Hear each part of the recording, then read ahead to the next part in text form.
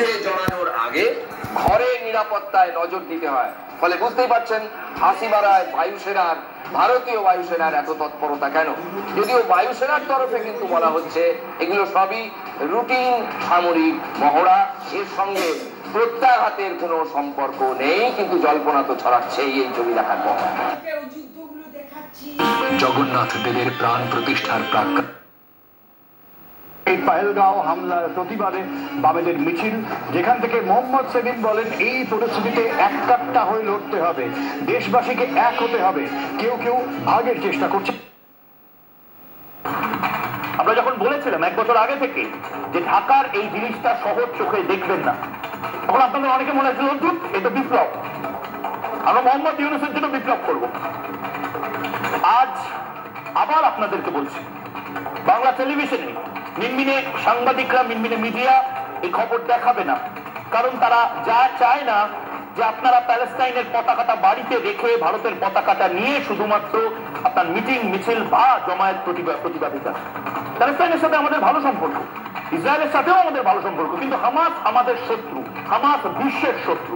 হামাসের পতাকা কোনোভাবে আপনার হাতে দিয়ে দেওয়া হচ্ছে না।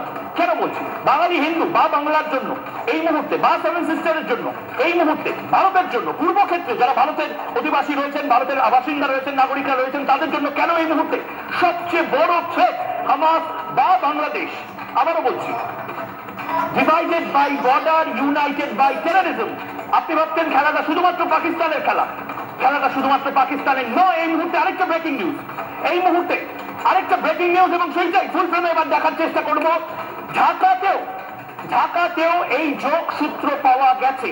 এই মুহূর্তে বড় ব্রেকিং, ঢাকাতেও পাকিস্তানের যে হামাস বা জৈশ বা লস্করে তৈবার যে মিটিং গুলো হয়েছিল, সেগুলো ঢাকাতেও গোপন বৈঠক হয়েছে।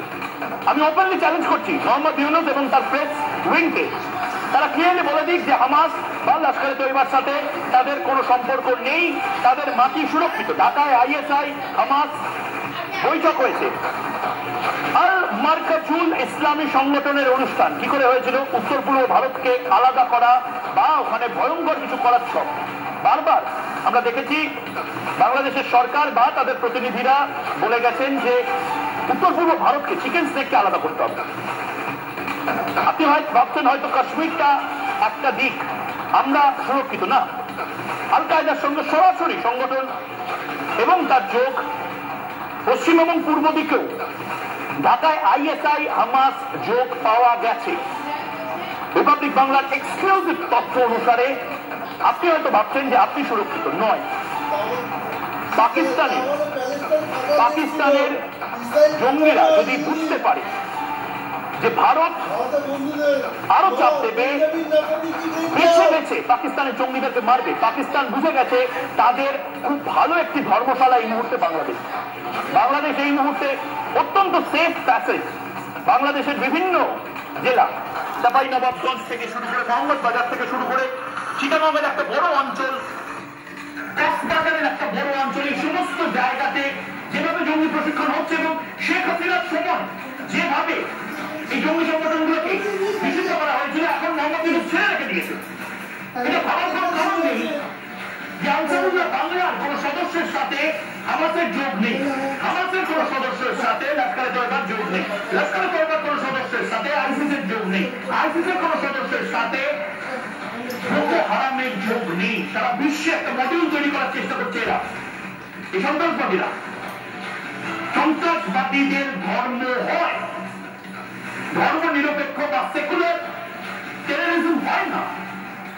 যারা মরছে, যাদের মারা হচ্ছে, তাদেরও ধর্ম আছে।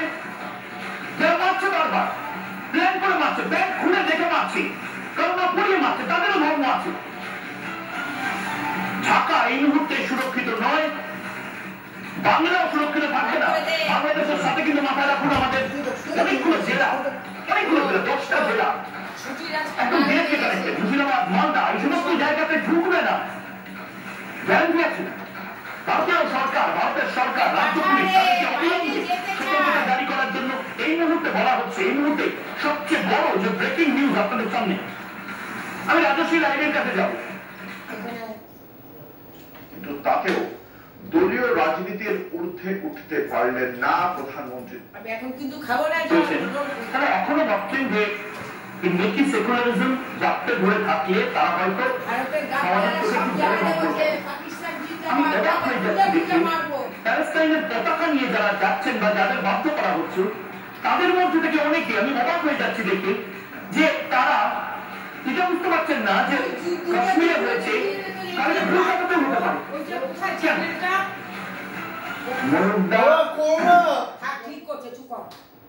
দায় স্বীকার করলেন না মোদী। চ্যানেলটা কোথায়?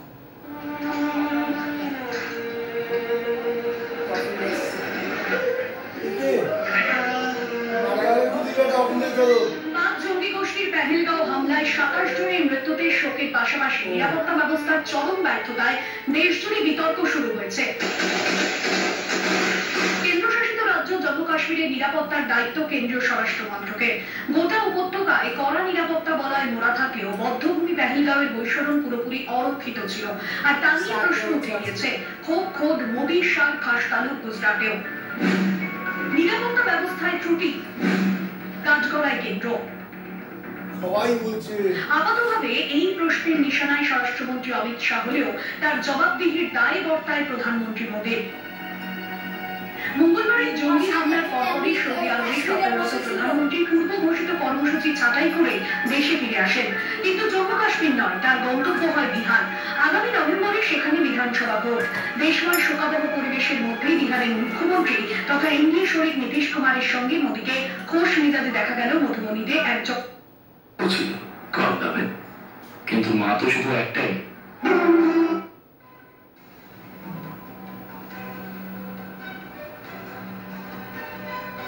ফের বোমা বিস্ফোরণ বীরভূমে সাঁইথিয়া থানার দক্ষিণ সুজাগ্রাম।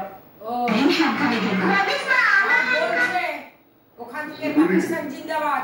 क्योंकि वो जो निर्णय लेते हैं वो फाइनल होता है। अच्छा होता कि प्रधानमंत्री जी मोदी को ব্যক্তি সেটা আমরা জানি না। সেখানে যদি তুমি থাকতে আমি থাকতাম, তুমি আজকে বলছো এই যে তুমি কথা বললে আর ইউনাইটেড নেশনসের যে টেররিস্ট অর্গানাইজেশন আছে তার মধ্যে টেররিস্ট অর্গানাইজেশন সব রসুলের কোয়ার পেছনে একটা জায়গায় বাধা। সবাই সবাইয়ের জানে, সবাই সবাইয়ের সঙ্গে জানে কি আইএসআইএস, কি আল কায়দা, কি বোকো হারাম, কি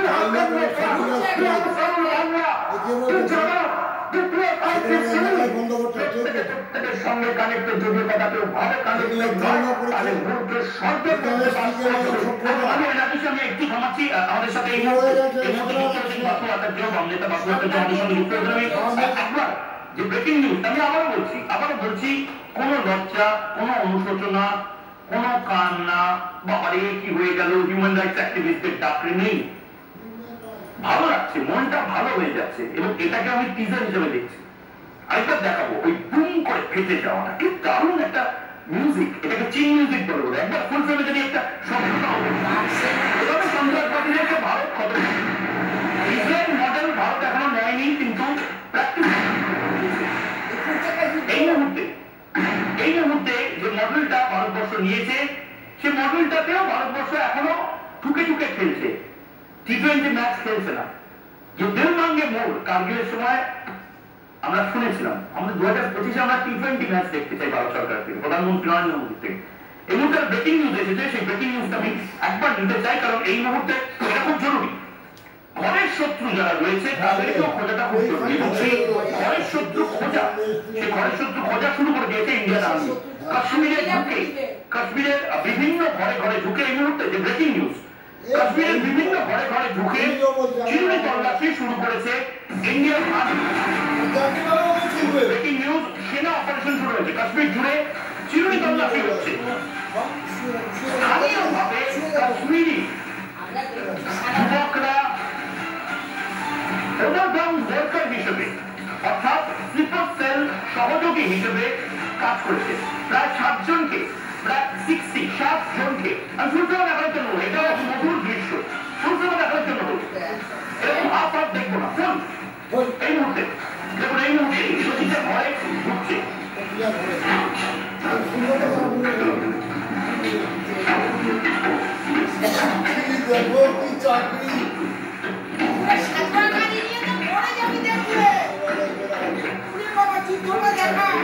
এখানে এখানেই মারবে বলে এটা কাশ্মীর নর্মাল লোক ভাই উঠছে জঙ্গিদের পাহাড়ায় রেখে ছুটে না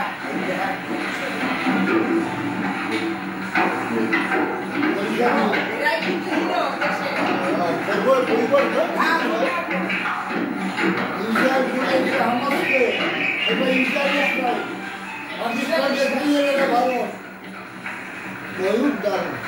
বাপু আচার্য, আপনি একটু দেরিতে এসেছেন, আপনি মিস করে গেছেন, কিন্তু মাধ্যমিক পরীক্ষা, উচ্চ মাধ্যমিক পরীক্ষা, জয়েন্ট এন্ট্রান্স পরীক্ষার মতো এই মুহূর্তে একটা নতুন জিনিস চালু করেছে সন্ত্রাস দলের। ধন্যবাদ আপনাদের। তারা যে লালিত পালিত করেছেন এই ভারত তেরে টুকরে বঙ্গে এই স্লোগান গুলোকে এন্ডোর্স করেছেন, আজাদ কাশ্মীর লেখা আছে বিভিন্ন দেওয়ালে, সেগুলোকে এন্ডোর্স করেছেন। ধন্যবাদ। একটাই জিনিস বলবো, সেটা হচ্ছে স্বরাষ্ট্র দপ্তর এবং প্রতিরক্ষা দপ্তরের মন্ত্রীরা রাজনাথ সিংহ এবং অমিত শাহ ছিলেন যেখানে দাঁড়িয়ে একটা টুরিস্ট স্পট, যেটা এরকম গুরুত্বপূর্ণ একটা টুরিস্ট স্পট, সেইখানে কোন ফৌজ ডিপ্লয় না করে তারা ঘুমাচ্ছিলেন।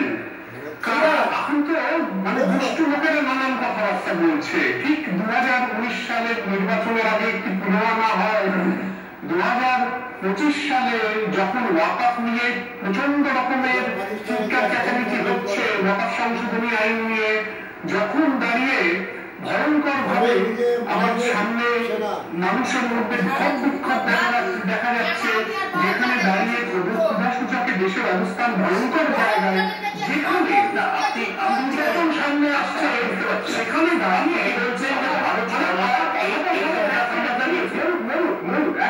সেটা হচ্ছে আপনার আমার তো দেখে হামলার পর থেকেই পাকিস্তানের স্টক মার্কেটে ধস নেমেছে শেয়ার বাজার। শুক্রবার সকালে শুরুটা একই রকম ছিল। এই মধ্যে পাকিস্তান স্টক এক্সচেঞ্জের ওয়েবসাইট ক্রাশ করে যায়। একদিন আগে জলপাইগুড়ির 18 জন পর্যটক নিয়ে কাশ্মীরে পেহেলগাঁওয়ে পৌঁছেছিলেন চোর অপারেটর শুভম দাস। জঙ্গিহানার দিন তাদের দোসরম গাড়ি যাওয়ার কথা থাকলেও সেই মুহূর্তে একেবারে শেষ মুহূর্তে শত্রুর প্ল্যানে পরিবর্তন আসে, ফলে অল্প রক্ষা পান সকলে। হামলা পরে সেনা নিরাপত্তা কপ্টারের শহর আতঙ্কিত মুখ সব মিলিয়ে অভিজ্ঞতা ছিল একেবারে আনন্দ করা। এলাকায় কাজও জারি হলে হচ্ছে নেই আটকে পড়েন তারা, ফলে স্থানীয় বন্ধু শুভম বলেন যদি দোসরম গাড়ি যেতাম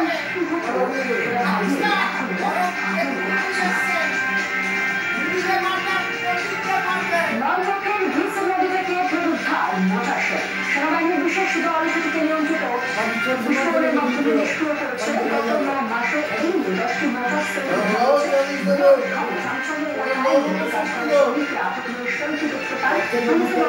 সেনাবাহিনী নিষ্ক্রিয় করে। স্বামীদের আশঙ্কা সেখানে বন্যার সময় ভেসে আসে গোলাবারুদের অংশ এটি।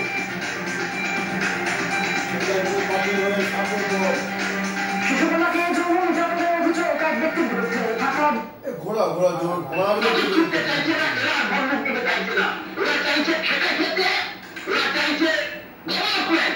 আমি তোমাকে পরিষ্কার বলছি,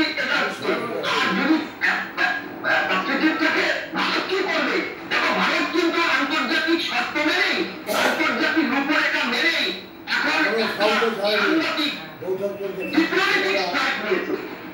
আমি বিশ্বাস করি ডিপ্লোম্যাটিক স্ট্রাইকটা তার এক্সপেরিমেন্ট পাকিস্তান কি করবে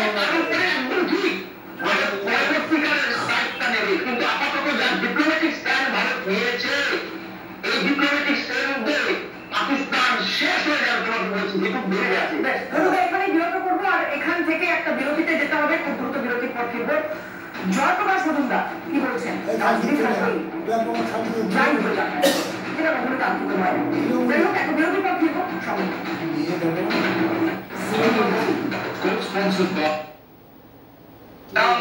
মুছে দিতে নেমে পড়েছে ভারতীয় সেনা। আসিফ শেখ নামটা এখন আপনার খুব চেনা। পেহেলগাঁও হামলায় সামনে আসা 4 জঙ্গির একজন, সে কাশ্মীরি, ট্রেনিং নিয়েছিল পাকিস্তানে, লস্কর জঙ্গি। আসিফ শেখের বাড়ি গত রাতেই বিস্ফোরণে একেবারে ধুলোয় মিশে যায়। দেখুন সেই ছবি দেখছেন। এলাকায় এই মুহূর্তে আসিফ শেখের বাড়িতে আমরা রয়েছি, আর এই বাড়ি গতকাল রাতে বিস্ফোরণে সম্পূর্ণভাবে উড়ে গিয়েছে। যে খবর আসছে যে আসিফ সেই মূলত যে হামলার ঘটনা ঘটেছে পেহেলগামে, সেই হামলার ক্ষেত্রে সবথেকে গুরুত্বপূর্ণ ভূমিকা পালন করেছে। আরো যে তথ্য পুলিশের সূত্র থেকে অর্থাৎ জম্মু কাশ্মীর পুলিশের সূত্র থেকে উঠে আসছে তা যথেষ্ট চমকে দেওয়ার মতো।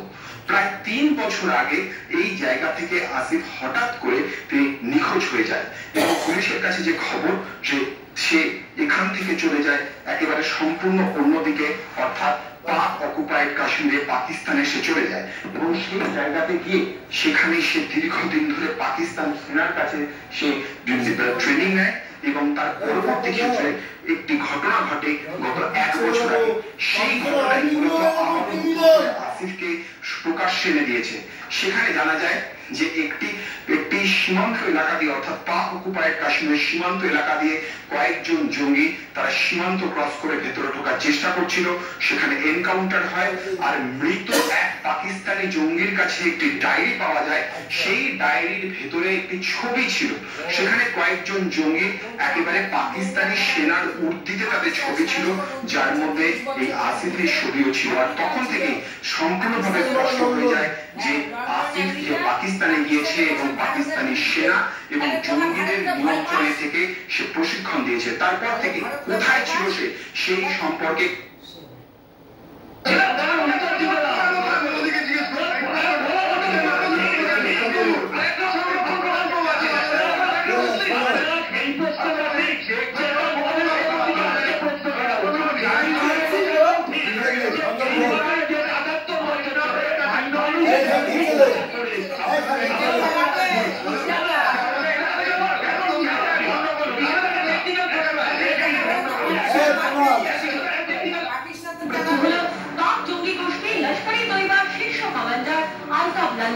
সূত্রের খবর আলতাফ লস্করের অন্যতম কমান্ডার এবং রিক্রুটার ছিল। পুলিশের মোস্ট ওয়ান্টেড তালিকায় ছিল তার নাম। জম্মু কাশ্মীর পুলিশ সূত্রে খবর পেহেলগাঁওয়ের হামলাকারী লস্করের ছায়া সংগঠন বা রেজিস্ট্যান্স ফ্রন্টের সঙ্গেও যুক্ত ছিল লাল্লি। পাকিস্তান সাপোর্টেড টেররিস্ট সব সাউথ কাশ্মীরে আছে, অনন্তনাগ, বান্দিপুর এইসব জায়গায় এরা কনসেন্ট্রেটেড হয়ে আছে। এরা হয়তো এখানকার যে ওভারগ্রাউন্ড ওয়ার্কার যারা পাকিস্তানের সাথে যুক্ত আমাদের ইন্টেলিজেন্স সিস্টেম এদের এখনো ক্র্যাক করতে পারেনি। এখন দেখা যাচ্ছে গভর্নমেন্ট কিভাবে এখন 2-3টা অপারেশন চলছে। সংবাদ সংস্থা এএনআই জানিয়েছে বান্দিপুরার কুলনার বাজিপোড়ার জঙ্গলে কয়েকজন লস্কর জঙ্গি লুকিয়ে আছে খবর পেয়ে শুক্রবার সকালে জঙ্গল ঘিরে অভিযান শুরু করে ভারতীয় সেনা ও জম্মু কাশ্মীর পুলিশ। লুকিয়ে থাকা জঙ্গিরা হঠাৎ নিরাপত্তা বাহিনীকে লক্ষ্য করে হামলা চালাতে থাকে। রীতিমতো শুরু হয় সেনা জঙ্গি গুলির লড়াই। সেই সংঘর্ষে লস্করের কুখ্যাত কমান্ডার আলতাফ লাল্লি নিহত হয়। গুলির লড়াইয়ে আহত হন 2 ভারতীয় জওয়ানও। এবিপি আনন্দ। আমি আলোচনার এই পর্বে আন্তর্জাতিক ক্ষেত্রে ভারত পাকিস্তান সম্পর্ক নিয়ে এবং এই সন্ত্রাসবাদ জঙ্গি দমন নিয়ে আজকের দিনের সব থেকে বড় খবরে আসবো। সেটা হচ্ছে আমাদের একসময়ের সহযোগী চ্যানেল স্কাই নিউজ। তারা একটি ইন্টারভিউ নিচ্ছিল পাকিস্তানের বর্তমান প্রতিরক্ষা মন্ত্রী মানে ডিফেন্স মিনিস্টার খাজা এম আসিফ। সেইখানে খুব স্পষ্টভাবে পাকিস্তান এই প্রথম প্রকাশ্যে অন ক্যামেরা স্বীকার করে নিল যে এই সন্ত্রাসবাদী সংগঠনগুলোর পৃষ্ঠপোষকতা, তাদের সমর্থন দেয়া, প্রশিক্ষণ দেয়া, অর্থ যোগান দেয়া পাকিস্তান 1-2 নয় 3 দশক ধরে করে আসছে। আবার বলছি এই অভিজ্ঞতা বিরল, তার কারণ পাকিস্তানের ডিফেন্স মিনিস্টার এই প্রথম প্রকাশ্যে স্বীকার করল। কিরকম? স্কাই নিউজের অ্যাঙ্কার প্রশ্ন করছেন যে do you admit that Pakistan has a long history of backing, supporting, training and funding this terrorist organisations? তার উত্তর হচ্ছে we have been doing this dirty work for United States for decades and West including Britain ইত্যাদি ইত্যাদি। আমি বলছি পেছনে কে কারা মদত দিচ্ছিল, ইউএস ব্রিটেন, সে তো আলাদা প্রসঙ্গ।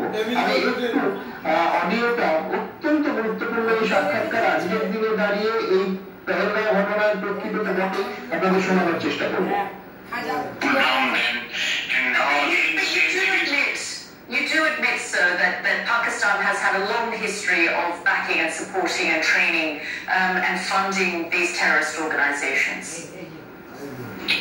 Well, we have been doing this dirty work for the United States for about 3 decades, you know.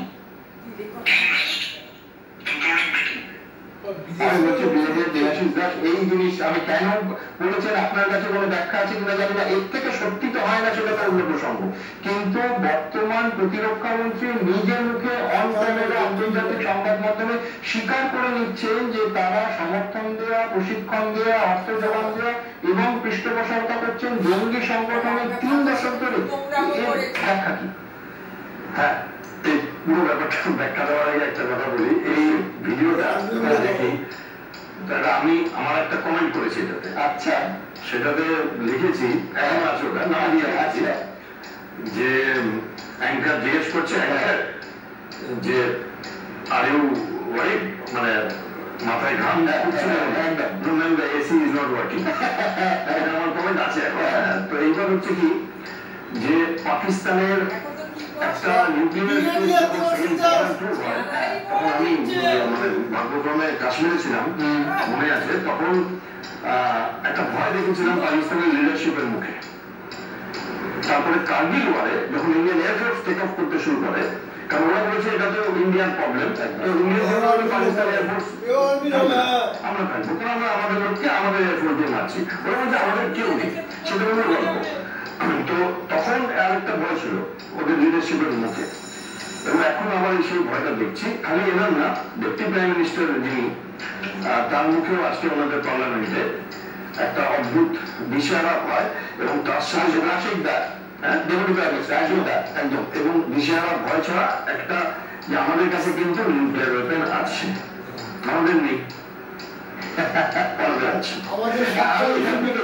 গোটা দিন জলে স্থলে অন্তরিক্ষে যে তৎপরতা, তার ব্যাখ্যা কি আপনার কাছে? আমি কিন্তু যেটা বলবো আমার ব্যক্তিগত অ্যানালিসিস, আমাকে কেউ ফোন করে না প্রাইম মিনিস্টারের অফিস থেকে। দেখুন, আপনারা দেখছেন, আপনাদের চ্যানেলে আমরা দেখছি, সারা ভারতবর্ষ দেখছে যে রাজস্থানের ট্যাঙ্ক চলছে, এলসিতে আমাদের সাথে ওদের border 3000 kilometre plus 700 kilometre LOC আছে, সেখানে ডিপ্লয়মেন্ট হয়ে গেছে, ফায়ারিং শুরু হয়ে গেছে।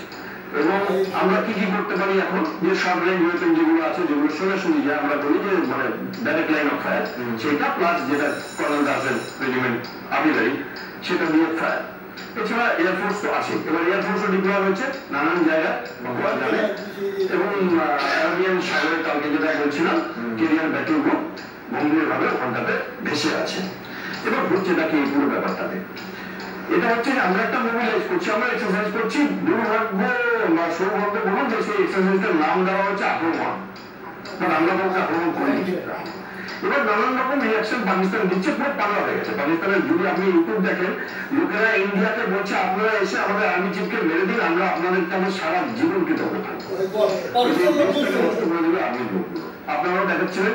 অলরেডি ওরা এক্সট্রা হয়েছে, কালকে ফ্ল্যাট থাকে আর্মি চিফ, আমাদের আর্মি চিফরা শর্ট রেখে ফ্ল্যাট থাকে। তো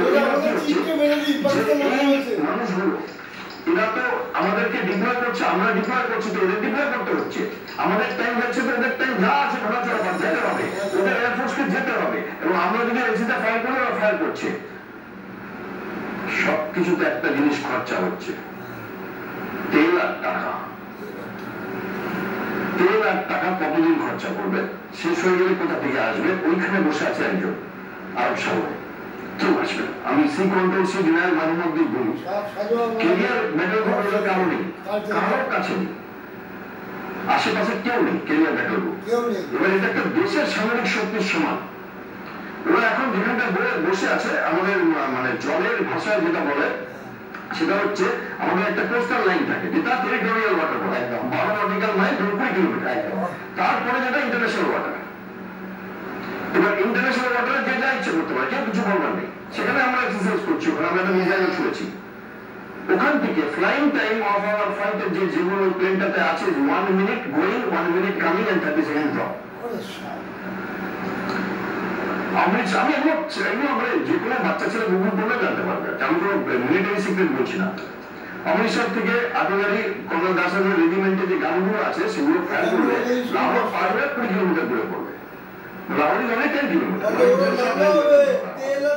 এরকম অনেক জায়গা পাকিস্তানের আছে। এবার ওরা খরচা করে যাচ্ছে, কিন্তু তেল খরচা করছে এবং ওয়েপেন্স অ্যামিউনিশন খরচা করছে, ওদিকে বিক্রম। তো তেলটা আসবে কোথেকে? আসতে পারবে না, ভারতবর্ষ আসতে দেবে না। এবার এর সাথে আরেকটা কিছু বলবো, নেভির যেমন আপনাকে কালকে আমি বলছিলাম যে এয়ারক্রাফট ক্যারিয়ার ওটা লুকানো যায় না, এত বড় জিনিস ওটা লুকানো যায় না। আবার একটা জিনিস আছে নেভির কাছে, অদ্ভুত জিনিস যেটা দেখাই যায় না। দুটো নিউক্লিয়ার সাবমেরিন আছে, কোনটা হাসছে, আরিহান আর আরিহাস। কেউ জানে না আমাদের এই পৃথিবীতে এখন এই মুহূর্তে কেউ জানে না কোথায় আছে, জানতেই পারবে না। একবার ডুব দিলে ওটা আমেরিকান সমুদ্রে ঢুকছে না, বাংলাদেশের বে অফ বেঙ্গল, যেখানে বাংলাদেশের বলেছিলেন we are the only guardian of the sea, সেই ভদ্রলোকের ওইখানে গিয়ে ঢুকি মারছে, কেউ জানে। তো একটা ওভারলি ভিজিবল আর একটা টোটালি আনভিজিবল, এইটা হচ্ছে একটা উদাহরণ। এবার হচ্ছে বিস্তার হচ্ছে চারদিকে, প্লাস ধাপে ধাপে ধাপে ধাপে ওয়েপেনের পাওয়ারটা বাড়তে থাকে। ওয়েপেন দিয়ে একটা রেস্ট করবে আরেকটা রেস্ট করবে, এবার কেউ আর প্রাইম মিনিস্টারের মাথায় কি আছে তো আমরা কি করে জানবো এইটা। এবার একটা কথা এখানে বলবো যে একটা না আমাদের, আমরা খালি বর্ডার পাকিস্তানের দেখছি, কিন্তু আমরা না ভুল করছি। এখন কিন্তু বর্ডার খালি পাকিস্তানের না, বাংলাদেশ কিছু সিগন্যাল দিয়েছে, যেটা আপনাদের যখন বাংলাদেশের হয় আগস্ট মাসে তখন থেকে বলে যাচ্ছি। জেল ব্রেকের পরে জাসিমউদ্দিন রহমানি বেরিয়ে গেল, আমাদের সাথে করেছিল ওই ওয়েপেন, তাদেরকে ছেড়ে দিল। তারপর একটা ম্যাপ পাবলিশ করলো ওদের সব থেকে কাছের লোক, ওদের উপদেষ্টা, এবং পরে ওটা ডিলিট করলো, তারপরে কি হলো, কিছু উপদেষ্টারা বাংলাদেশে এবং বাংলাদেশটা পুরোটা ল্যান্ড লক, এবং বললেন আমরা ওই কোশ্চেনের গার্জিয়ান। এই কথাগুলো কেন বলছে, মাঝখানে কিন্তু পাকিস্তানের লোক এসে বাংলাদেশে থেকে চিকেন নেক দেখে গেছে, আমাদের আইনজি সেটাতে অফিসিয়ালি প্রোটেস্ট করেছেন। আর বাংলাদেশে যে যোগ করবে সেভেন সিস্টারের প্রসঙ্গ সেখানে কি হয়েছে, একটা কথা বলেছে 7 কান্ট্রিজ বলে, সরি 7 রিজনস। এটা স্লিপ অফ টাং না, এটা স্লিপ অফ টাং না, এটা শয়তানি, এবং আমরা এগুলোকে ইগনোর করেছি। এবং তারপরে উনি বলেছেন যে we are the only guardian of sea. আমি তো বলছি এই যখন এই আমাদের এয়ারক্রাফট যাবে না,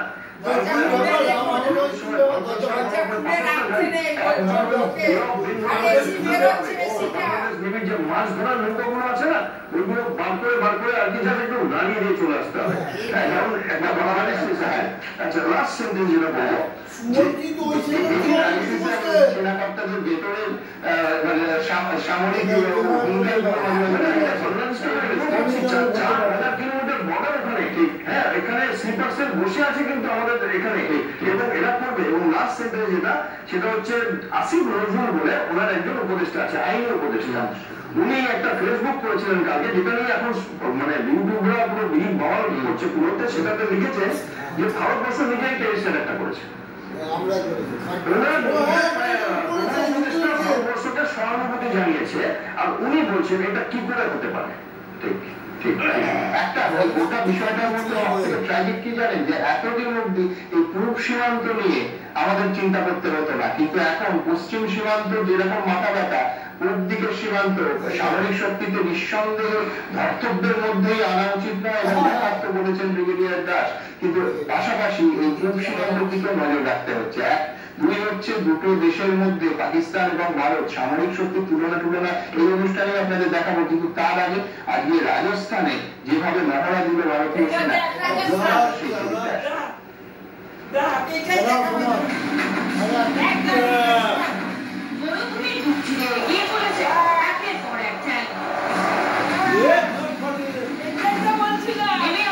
হেলিকপ্টার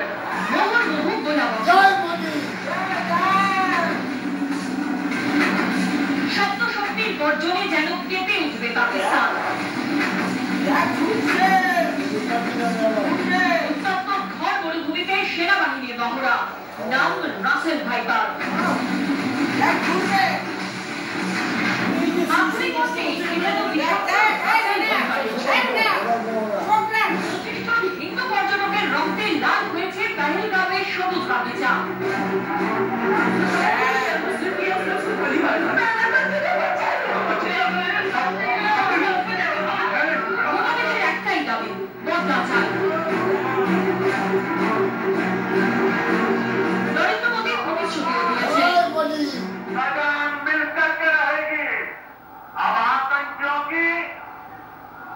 बची खुदी जमीन को भी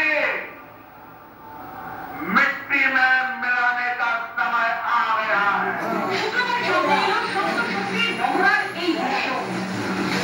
প্রচন্ড উত্তাপের মধ্যে রাজস্থানের থর মরুভূমিতে সেনাবাহিনীর মহড়া ক্রমাগত গোলাবর্ষণ মোটর সেনের বগন ভীতি আওয়াজ সাজোয়া গাড়ির বহর শত্রু এলাকায় ঢুকে ঘাঁটি ধ্বংস করতে প্রস্তুত সেনাবাহিনী আর্মি নেভি এয়ারফোর্স টোটালি ও গ্রুপকে একটা অবসরপ্রাপ্ত আর্মি একটা এই মুহূর্তে মহড়া চলছে। রাজস্থান থেকে বেশি দূরে না পাকিস্তান আর্মি চিফ জম্মু কাশ্মীরে আছে আর উনি রিভিউ করছেন সিচুয়েশন। ঘটনাটা ভুল ভারত এটাকে হালকা নেবে না আর পাকিস্তানকে বড় বার্তা দেবে। আকাশে বাঁকাচ্ছে হেলিকপ্টার নেমে আসছে প্যারা কমান্ডো নিমেষে শত্রু নিকেশ করতে পারদর্শী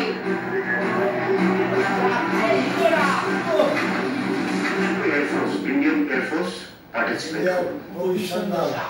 এবার এই গভর্নমেন্টের উদ্দেশ্যটা একটু অন্য ধরনের।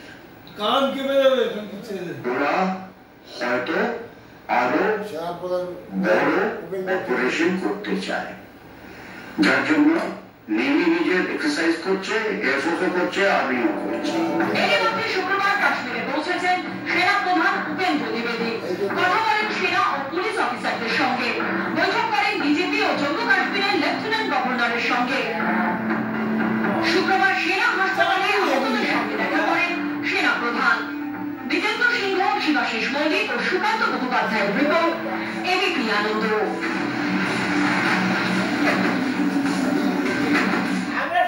একটা কথা বলি, সেটা হচ্ছে গতকাল প্রধানমন্ত্রীর ভাষণ দেশবাসীকে ভরসা দিয়েছে যে কিছু একটা হতে চলেছে। একটার পর একটা যেভাবে আক্রমণ করেছেন প্রধানমন্ত্রী, যে এমন ব্যবস্থা ভারত নিতে চলেছে যে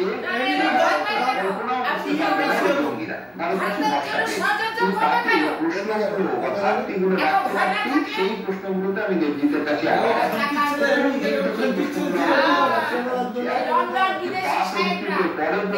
আপনাদের দেখাবো যে এখনো পর্যন্ত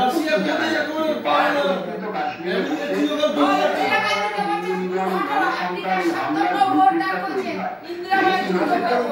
আক্রমণ হয়েছে, কি করছিল মিলিটারি ইন্টেলিজেন্স কি করছিল, বাংলাদেশের কথা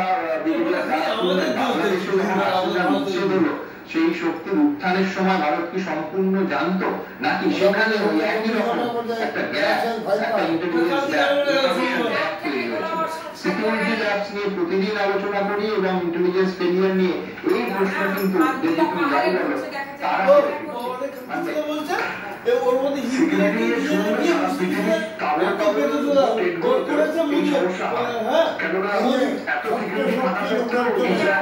ইসরায়েলের হামাসের আক্রমণ আটকানো যায়নি, 9/11 আক্রমণ যায়নি আমেরিকাতে। সিকিউরিটি নিয়ে